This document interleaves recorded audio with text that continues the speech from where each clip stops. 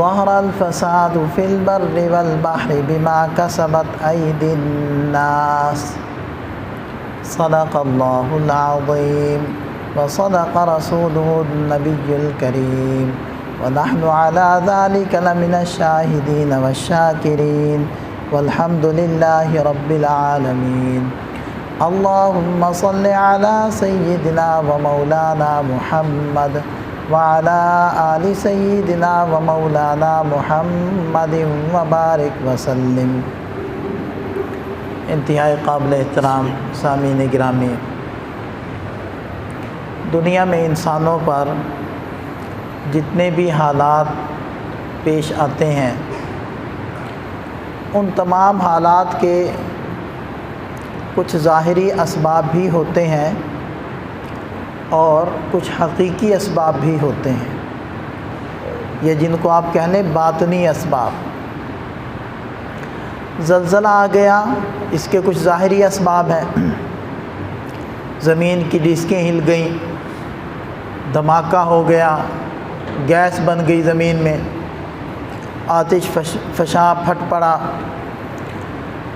بارشیں زیادہ ہو گئیں، ہواؤں مونسون ہواؤں کی وجہ سے بادل بنے یا بادل آ گئے، ہوائیں چلی، بادل برسے، پہاڑوں پر پانی جمع ہوا اور اس نے سیلابی شکل اختیار کر لی، ڈیم بھر گئے، پانی چھوڑنا پڑا، بہت سارے میدانی علاقے زیر آب آ گئے، یہ ظاہری اسباب ہیں۔ برف باری زیادہ ہو گئی یا برف نسبتاً زیادہ پگھلی، دریا چڑھ گئے، یہ ہمیں جتنے بھی نظر آتے ہیں یہ ظاہری اسباب ہیں۔ لیکن ان تمام امور کے پیچھے باطنی اور حقیقی اسباب بھی ہوتے ہیں، اور وہی اصل میں اصل اسباب ہیں، اور انہی اسباب کی وجہ سے یہ ظاہری اسباب بھی بنتے ہیں۔ اور وہ باطنی اور حقیقی سبب کیا ہے؟ وہ ایک ہی ذات ہے، اللہ رب العزت کی ذات ہے، جس نے اس سارے جہان کو، پورے نقشے کو پیدا کیا ہے اور اس کا قبضہ ہے۔ اللہ الذی خلق 7 سماوات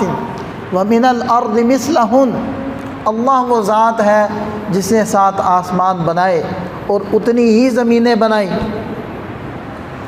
وَلِلَّهِ الْأَمْرُ مِنْ قَبْلُ وَمِنْ بَعْدُ، اور اللہ ہی کا حکم چلتا ہے، فیصلہ چلتا ہے،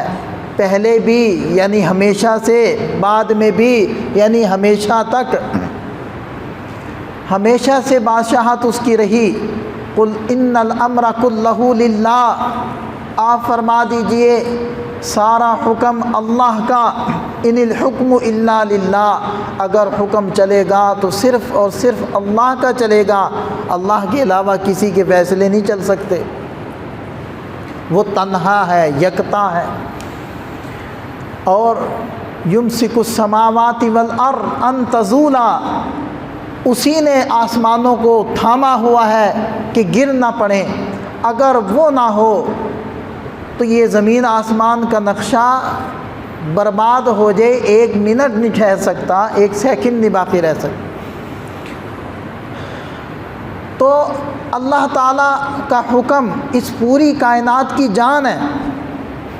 جیسے انسان کے اندر روح بھی اس کا امر ہے۔ یسألونک عن الروح قل الروح من امر ربی، آپ فرمائیے، ان کو بتائیے کہ روح تیرے رب کا حکم ہے۔ یہ روح کیا ہے؟ یہ میرے بدن کے اندر رب کا حکم روح ہے، وہ ہے تو جسم باقی ہے، وہ ہے تو انسان کے اندر روح باقی ہے، وہ حکم نکلا تو روح نکل گئی، اور کسی بھی چیز کی روح نکل گئی تو وہ بے جان جسد باقی رہ گیا۔ جیسے میرے جسم میں روح ہے جو رب کا امر ہے، اسی طرح پوری کائنات کے اندر جو چلنے والی پاور ہے، طاقت ہے، وہ رب کا حکم ہے۔ ہوائیں بادلوں کو کھینچتی ہیں،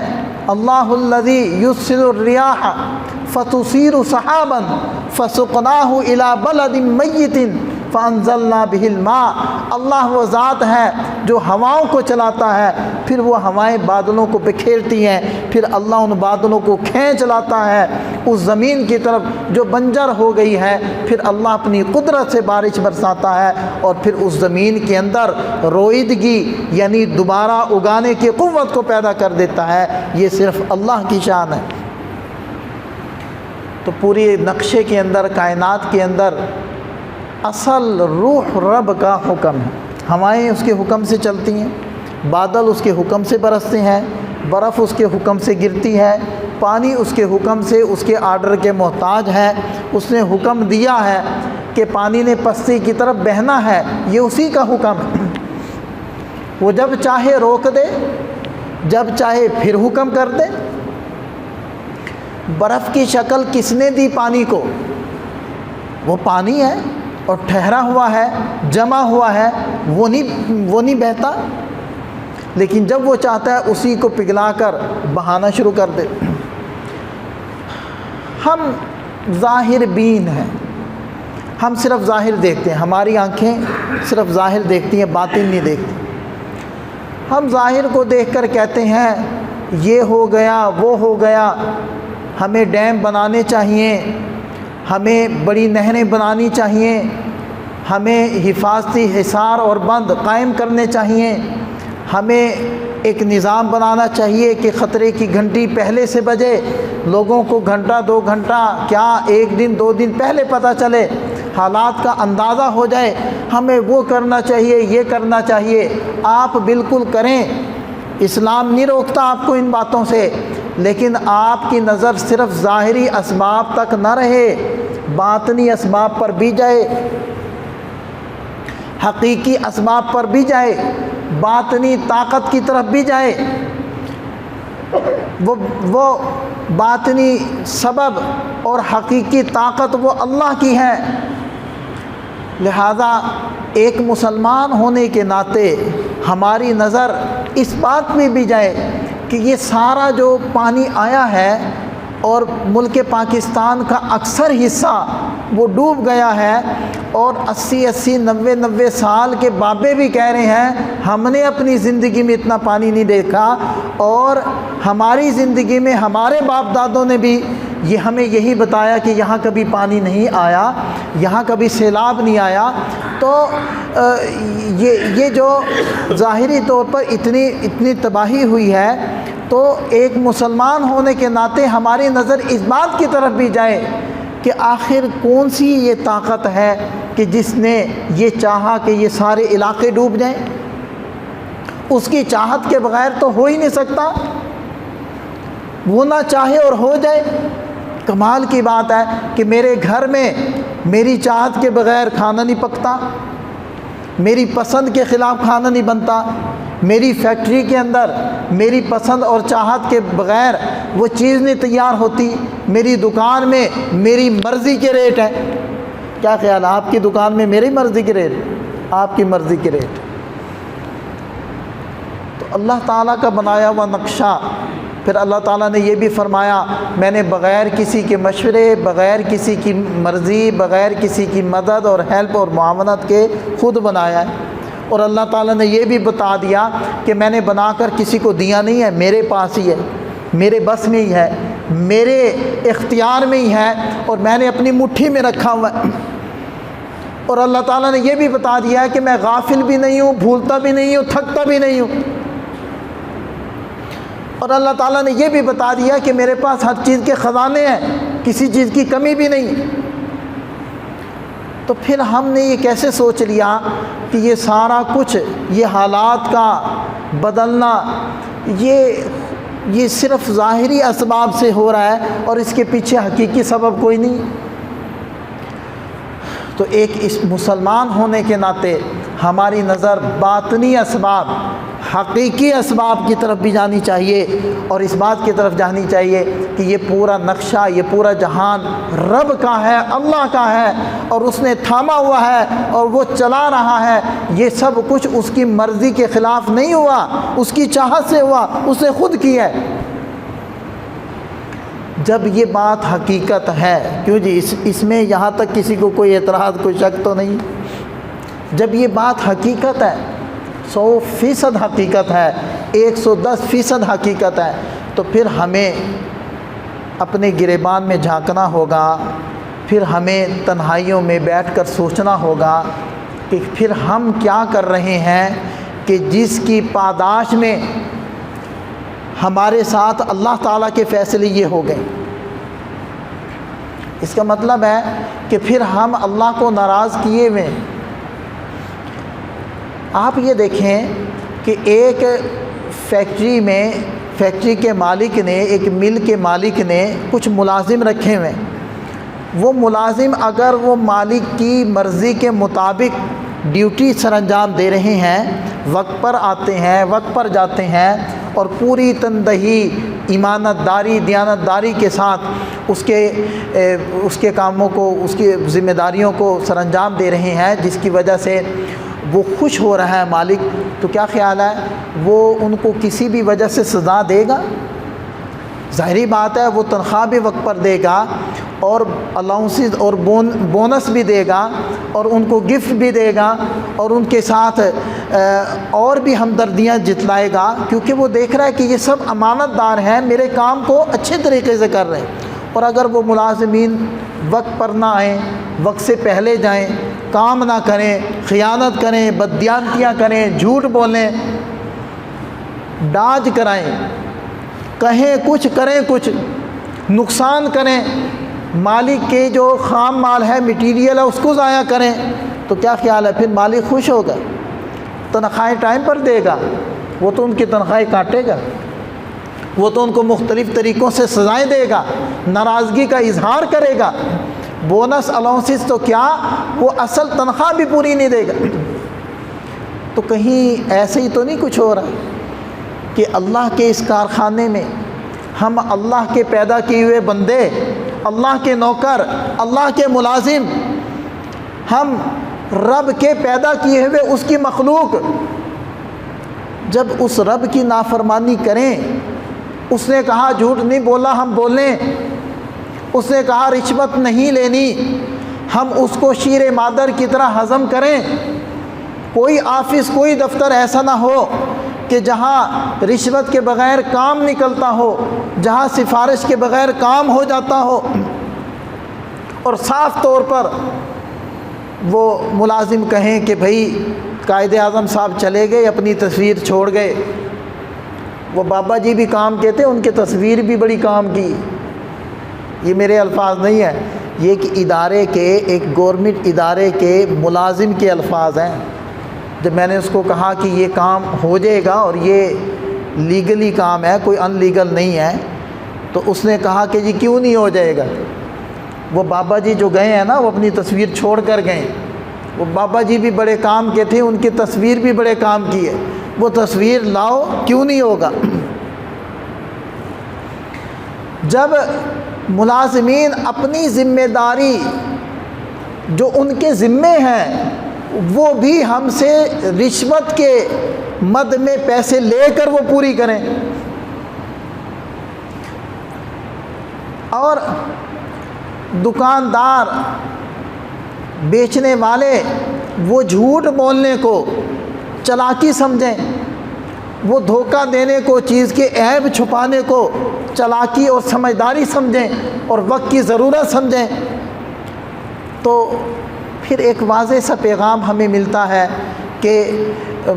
مل کے ملازمین، فیکٹری کے ملازمین بددیانت ہو گئے، خائن ہو گئے، جھوٹے ہو گئے، اپنے مالک کے نافرمان ہو گئے۔ اب مالک خوش نہیں ہے ان سے۔ جب مالک خوش نہیں ہوگا تو پھر وہ نئے نئے طریقوں سے، نئے نئے مختلف شکلیں بدل کر وہ اپنے ملازمین کو پریشان کرے گا۔ تو کچھ ایسے ہی معاملہ ہم سب کے ساتھ ہو رہا ہے۔ ہم نے اجتماعی طور پر بھی، انفرادی طور پر بھی اپنے اللہ کو ناراض کیا ہے، اس کی نافرمانی کی ہے۔ ہم سب کے منہ کو جھوٹ لگ گیا ہے، ہم سب کی زبانیں غیبت کی عادی ہیں، چغلی کی عادی ہیں، ہم سب کی زبانیں وہ گالی سے مانوس ہیں، بدتمیزی سے مانوس ہیں۔ ہم سب وہ ملازمین جو گورنمنٹ کے ہیں وہ یہ سمجھتے ہیں کہ تنخواہ تو ایک بونس ہے، اصل تو میں نے اس سے کئی گنا زیادہ تنخواہ تو میں نے ویسے ہی پوری کرنی ہے۔ دیکھیں جو دیانتدار ہے ان ظاہری بات ہے وہ تو مخاطب نہیں ہے نا، جو دکاندار وہ دیانتدار ہے ظاہری بات ہے وہ تو نشانہ نہیں ہے گفتگو کی۔ اور ایسے لوگ ہیں تبھی یہ نقشہ موجود ہے، تبھی یہ امت بچی ہوئی، ایسے نیک لوگ موجود ہیں اور ان کے لیے فضائل بھی ہیں جن کے بارے میں اللہ کے نبی صلی اللہ علیہ وسلم نے ارشاد فرمایا التاجر الصدوق، سچا تاجر مان نبیین و صدیقین و شہداء، سچا تاجر اس کا حشر نبیوں کے ساتھ ہوگا۔ سچا تاجر، یہ فضائل موجود ہیں، لیکن بات ہو رہی ہے عمومی طور پر ہمارا ماحول کیا بن گیا ہے کہ جھوٹ کے بغیر ہم سمجھتے ہیں کہ ہماری دکان نہیں چلتی، ہمارا کاروبار نہیں چلتا۔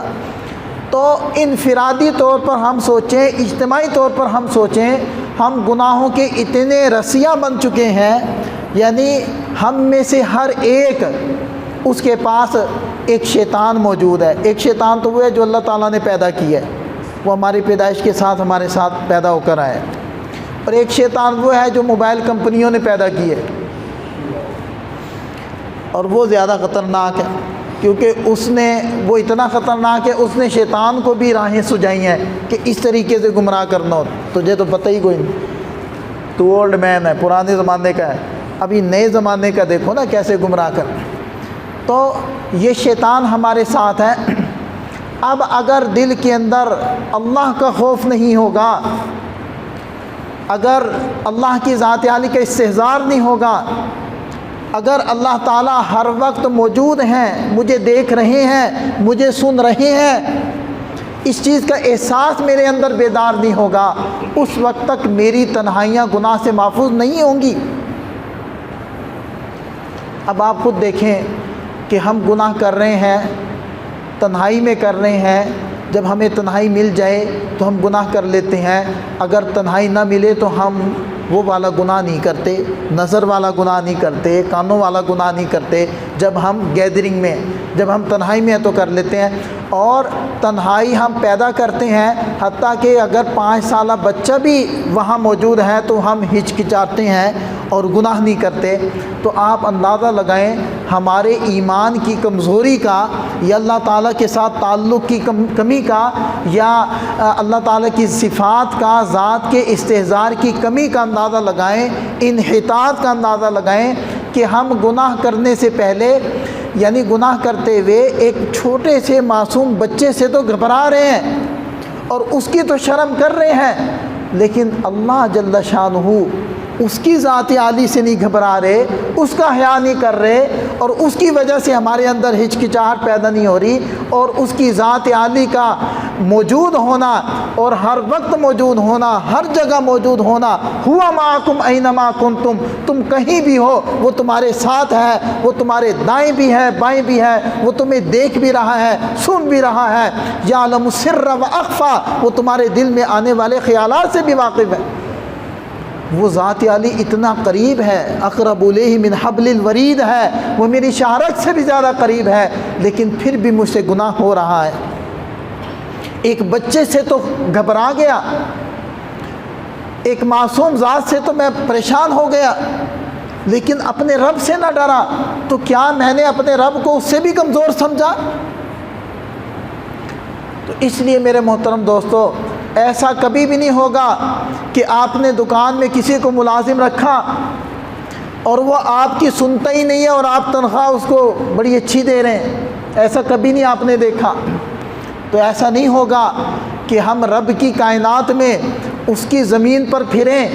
اس کا دیا ہوا رزق کھائیں، اس کا دیا ہوا پانی پئیں، اس کا دیا ہوا لباس پہنیں، صبح دوپہر شام اس کی نعمتیں کھائیں، استعمال کریں، نافرمانی اس کی کریں، پھر وہ ہم پر خوش بھی ہو، ہمیں نعمتیں بھی دے، پھر ہم کہیں کہ جی پتہ نہیں کیوں سیلاب آیا، پتہ نہیں کیوں بجلی اتنی مہنگی ہو گئی، پتہ نہیں یہ ہمارے اوپر حکمران کیسے آ گئے۔ یہ پھر ایسا ہوگا، یہ عذاب کی شکلیں ہیں، یہ چیزوں کی قلت کا پیدا ہونا، باغوں کے باغات کا تباہ ہو جانا، گھروں کا نیست و نابود ہو جانا، بستیوں کا مٹ جانا،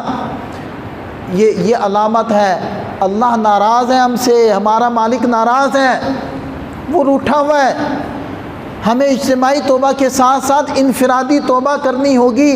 اپنی تنہائیاں محفوظ کرنی ہوگی، اپنی جلوتیں خلوتوں کی حفاظت کرنی ہوگی، اپنے رزق کے اوپر نگاہ ڈالنی ہوگی، کہیں ہم حرام تو نہیں کما رہے، کہیں ہم صبح و شام اپنے رب کو ناراض تو نہیں کر رہے۔ اور یہ صرف زبانی جمع خرچ تک نہیں ہے، عملی اقدام کرنا ہوگا، عملی اقدام کرنا ہوگا۔ جب تک اللہ راضی نہیں ہوں گے یہ حالات بگڑ تو سکتے ہیں، سنور نہیں سکتے۔ اور یاد رکھیں اللہ کے نبی صلی اللہ علیہ وسلم نے ارشاد فرمایا ان اللہ لا ينظر الى صورکم ولا الى اموالکم، اللہ تمہاری شکلوں کو نہیں دیکھتا، تمہارے اموال کو نہیں دیکھتا، تم کتنے خوبصورت ہو اللہ کو نہ دکھاؤ، تم کتنے مالدار ہو اللہ کو اس کی کوئی پرواہ نہیں، وہ دیا بھی اللہ نے ہے اور یہ بھی بتا دیا کہ میرے نزدیک ان چیزوں کی حیثیت بھی کوئی نہیں ہے۔ نہ اللہ کو ہمارے کاروباروں کی ضرورت ہے، نہ اللہ کو ہمارے ہرے بھرے باغات کی کوئی ضرورت ہے، وہ نہیں دیکھتا ہماری شکلوں کو، وہ نہیں دیکھتا ہمارے اموال کو، وہ نہیں دیکھتا ہمارے اسباب کو، وَلَٰكِن يَنظُرُ إِلَىٰ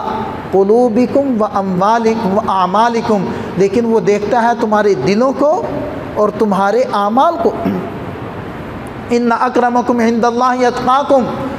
تم میں سے اللہ کے نزدیک صاحب عزت صاحب کرامت وہ ہے جس کا تقوی زیادہ ہے۔ تقوی خشیت الہی کو کہتے ہیں، یعنی گناہ کرنے سے پہلے انسان کے اندر یہ دھیان آ جائے اللہ نے منع کیا میں کیوں کر رہا ہوں، یہ تقوی ہے۔ تو جب تک وہ دکان کا ملازم، جب تک کسی مل اور فیکٹری کے ملازمین اپنے مالک کو راضی نہیں کریں گے، اس کی مشیت کے مطابق کام نہیں کریں گے، مالک راضی نہیں ہوگا اور تنخواہ وقت پر نہیں دے گا اور ان کو سزائیں دے گا۔ اسی طرح اس جہان میں، یہ جہان اللہ کا ہے، اس کا بنایا ہوا ہے، ہمارا بنایا ہوا نہیں ہے، ہم یہاں کی چودھری نہیں ہیں، یہ ہماری ملکیتیں مجازی ملکیتیں ہیں، ان ساری چیزوں کا حقیقی مالک اللہ ہے۔ انا للہ، ہم سب اللہ کے ملکیت ہیں، اللہ کے مملوک ہیں، وہ مالک ہیں مملوک ہیں، وہ خالق ہیں مخلوق ہیں، وہ رازق ہیں مرزوق ہیں، وہ ناصر ہیں منصور ہیں، وہ معبود ہیں ہم عابد ہیں، ہم اس کے حکموں کے تابع ہیں، ہمارے جسم میں چلنے والی روح، ہماری رگوں میں دوڑنے والا خون اس کے حکم سے چل رہا ہے۔ تو ایک فیکٹری کا ملازم ہو کر اگر اپنے مالک کی نافرمانی کرے، وہ تنخواہ نہیں دیتا، تو ہم رب کی صبح و شام نافرمانیوں پہ نافرمانیاں کر رہے ہیں، نافرمانیوں پہ نافرمانیاں کر رہے ہیں، تو کیا پھر وہ ہمیں دنیا میں ترقی دے گا؟ یہ جو کچھ ہو رہا ہے، ظہر الفساد فی البر والبحر بما کسبت ایدی الناس، اللہ نے فیصلہ کیا ہوا ہے اے میرے بندو، خشکی تری میں جو فساد برپا ہے یہ تمہارے اپنے ہاتھوں کی کمائی ہے، اپنے اوپر غور کرو۔ اس لیے جب تک ہم نہیں بدلیں گے اس کے فیصلے ہمارے حق میں نہیں بدلیں۔ ان اللہ لا یغیر ما بقوم حتی یغیروا ما بانفسہم، کوئی قوم جب تک خود کو نہ بدلے، اپنے عمل کو ٹھیک نہ کرے، اس وقت تک اس قوم کے بارے میں رب کے فیصلے نہیں بدلتے۔ اس لیے ہمیں بدلنا ہوگا، یہ ایک دعوت فکر ہے۔ ہم میں سے ہر ایک نیت کر لے کہ جو سابقہ میری روش تھی زندگی کی اس کو میں نے بدلنا ہے، اب میں نے سابقہ روش پر نہیں چلنا، میں نے اپنے تنہائیوں کو گناہوں سے بچانا ہے، میں نے ہر آن ہر گھڑی اپنے رب کی ذات عالی کے موجود ہونے کا استحضار اور دھیان پیدا کرنا ہے۔ میرا رب ہر وقت ہے، وہ سن رہا ہے، میرے ہر حرکت کو نوٹ کر رہا ہے۔ اور یہ نہ سوچیں کہ یہ تو میرا گناہ تھا، میری ذات کی حد تک ہے، نہیں، یہ اس کے اثرات، ہمارے گناہوں کے اثرات تو حیوانات پر بھی پڑتے ہیں، وہ بھی متاثر ہوتے ہیں۔ تو اس لیے ہم میں سے ہر ایک اپنے آپ کو بدلے، اور جتنے ہمارے ماتحت آتے ہیں حلقہ اثر ہے، ان سارے حلقے اثر کے اوپر بھی ہم اپنا اثر ڈالیں، اور ان کا بھی یہ ذہن بنائیں کہ بھئی اپنی زندگی کو بدلو، گناہوں والی زندگی کو چھوڑ دو، اللہ کی فرما برداری والی زندگی کو اپناؤ، ورنہ یہ حالات نہیں بدلنے لگے۔ دوسری چیز جو اسی سے متعلق ہے، ٹرانسجینڈر ایکٹ کے بارے میں عرض کرنا چاہتا ہوں۔ یہ قانون ہے، آپ میں سے بہت ساروں نے پڑھا سنا ہوگا۔ 2018 کے اندر 3 سیاسی بڑی پارٹیوں نے مل کر ایک بل پیش کیا۔ بل کو پیش کرنے والی تھی پیپلز پارٹی، اور اس بل کے طرفدار تھے یا ہم نوا تھے نون لیگ بھی اور پی ٹی آئی بھی۔ یہ تینوں بڑی سیاسی جماعتوں نے مل کر ایک بل پیش کیا، ٹرانسجینڈر ایکٹ۔ اور ان تینوں، ویسے تو یہ کتنے دشمن ہیں وہ آپ کو پتہ ہے، لیکن دیکھ لیں کہ اس معاملے میں یہ تینوں اکٹھے تھے۔ انہوں نے 2018 میں یہ بل پاس کیا کہ جی وہ بل کی حقیقت کیا ہے؟ بل کی حقیقت یہ ہے کہ اگر کوئی مرد کسی بھی حادثے میں،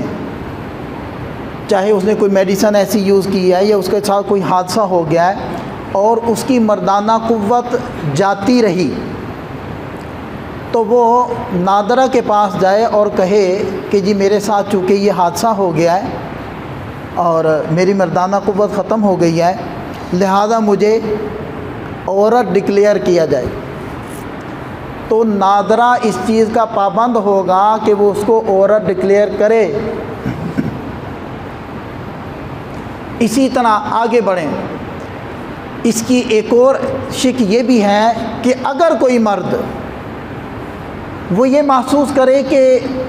میری حرکتیں تھوڑی تھوڑی عورتوں جیسی ہیں، یا کوئی عورت یہ محسوس کرے کہ میری حرکتیں تھوڑی تھوڑی مردوں جیسی ہیں، تو مجھے لگتا ہے کہ میں مرد ہوں، حالانکہ ہے وہ عورت، یا کوئی مرد یہ اپنے آپ کو سمجھے کہ جی مجھے لگتا ہے کہ میں عورت ہوں، تو وہ نادرہ کے پاس جائے اور ان سے کہے کہ جی مجھے ایسے لگتا ہے، تو نادرہ اس چیز کا پابند ہوگا کہ وہ اس مرد کو عورت لکھے، اس مرد کو عورت کہے، اور اس مرد کو عورت ڈکلیئر کرے، اور اس عورت کے بارے میں نادرہ یہ اس چیز کا پابند ہوگا کہ وہ اس کو مرد لکھے۔ یہ ہے جی ٹرانسجینڈر ایکٹ 2018۔ اس کے اوپر سینیٹر مشتاق صاحب انہوں نے بحث کی اور انہوں نے تحفظات کا اظہار کیا، اور انہوں نے عوام کو خبردار کیا کہ جی یہ دیکھیں جی آپ کے ملک میں کیا ہو رہا ہے، اور یہ اس طریقے سے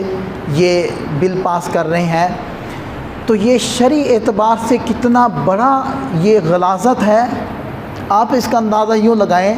کہ اگر کسی مرد کو نادرہ عورت ڈکلیئر کر دیتا ہے حالانکہ وہ مرد ہے،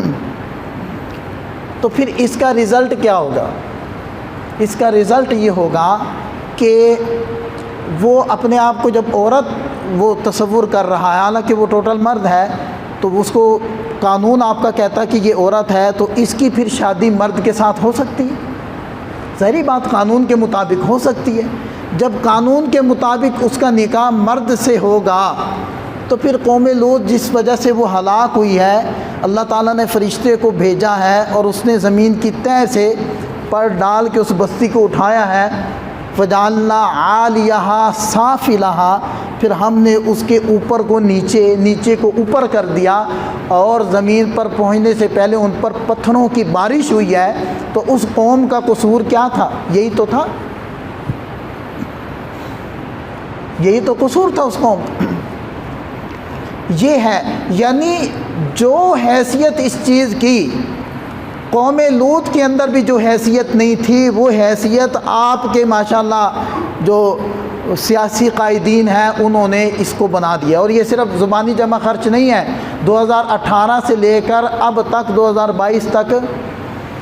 28,000 لوگ رجسٹر ہو گئے ہیں جنہوں نے اپنی جنس کو تبدیل کروا لیا ہے، یعنی نادرہ سے لکھوا لیا ہے کہ ہم عورت ہیں ہم مرد ہیں وہ کروا دیں۔ اب اس کا رزلٹ کیا ہوگا؟ جو مرد ہو کر اپنے بارے میں یہ لکھوا چکا ہے کہ میں عورت ہوں، تو ظاہری بات ہے جتنی بھی پلیسز ہیں عورتوں کے لیے خاص ہیں وہ وہاں جائے گا، وہ وہاں جائے گا۔ شرعی اعتبار سے اس کے کیا کیا مسائل ہیں، یعنی جتنے بھی پردے وغیرہ کے مسائل ہیں، وراثت کے مسائل ہیں، جنازے کے مسائل ہیں، وہ سارے تو ہیں ہی ہیں۔ شیطان کو جب اللہ تعالیٰ نے مردود کیا تھا نا، جنت سے نکالا تھا، تو اس نے اللہ تعالیٰ کے سامنے قسم کھائی تھی کہ اے اللہ مجھے جس کی وجہ سے نکالا جا رہا ہے میں چیلنج کرتا ہوں کہ میں اس کو گمراہ کروں گا۔ تو گمراہی کے اندر اس نے چند چیزیں کہی تھی، اس نے ان میں سے ایک یہ بھی تھا فَلَا يُغَيِّرُنَّ خَلْقَ اللَّهِ، اے اللہ میں اس بندے کو یوں بھی گمراہ کروں گا کہ وہ تیری تخلیق کو بدلیں گے، تیری تخلیق کو بدلیں گے۔ جس مذہب اسلام کے اندر مرد اگر عورتوں جیسے کپڑے پہنے، عورتوں کی طرح کے بال رکھے، تو وہ ملعون قرار دیا گیا۔ جو عورت مردوں جیسے کپڑے پہنے اور مردوں جیسے بال بنائے اس کو ملعون قرار دیا گیا۔ اس مذہب کے اندر کوئی مرد ہو کر اپنے آپ کو عورت ڈکلیئر کروا لے تو یہ کیا رب کی عذاب کو دعوت دینے کے مترادف نہیں؟ اور پھر جب رب کا عذاب آتا ہے نا تو پھر جیسے کہتے ہیں نا گندم کے ساتھ گھن بھی پستا ہے۔ اور یہ صحیح حدیث ہے کہ اللہ تعالیٰ نے حضرت جبریل علیہ السلام کو حکم دیا کہ بھیجو فرشتے کو عذاب والے کو کہ اس بستی کو تباہ کر دے،